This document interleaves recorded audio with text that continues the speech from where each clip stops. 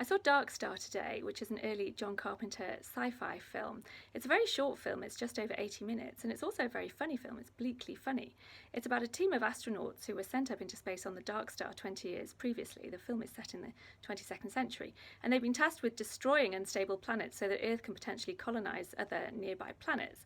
And Earth is really starting to wash their hands of them. There's a message at the beginning from Earth to the Dark Star, which is sort of perfect in its political banality. They start off saying, yes, we're all rooting for you, we're all behind you. And then a minute later, they're saying, no, cuts in Congress, no more money, you're on your own. And the Dark Star really is falling apart. They've already lost their commander to an unfortunate onboard incident, and everything is always breaking. And then a bomb malfunctions and threatens to self-detonate. It's an intelligent bomb, it's certainly more intelligent than the crew. And a crew member has to go out and do a spacewalk and reason with the bomb, and it ends up having this philosophical discussion with it, trying to encourage it not to detonate. I studied philosophy at university a long time ago.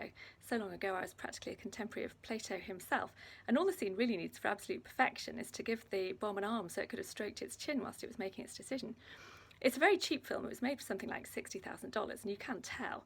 The sets certainly don't stand up to scrutiny against other sci-fi classics of the decade, and I would count this as a sci-fi classic. It does look cheap, although the spacesuits are quite fun.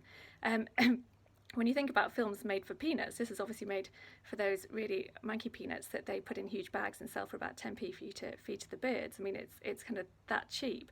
But, you know, considering the budget they had, they've done a pretty good job. And after some of the ponderous sci-fi epics we've had to put up with over the last few years, with enormous budgets, it's really refreshing to see something short and snappy and funny with a story.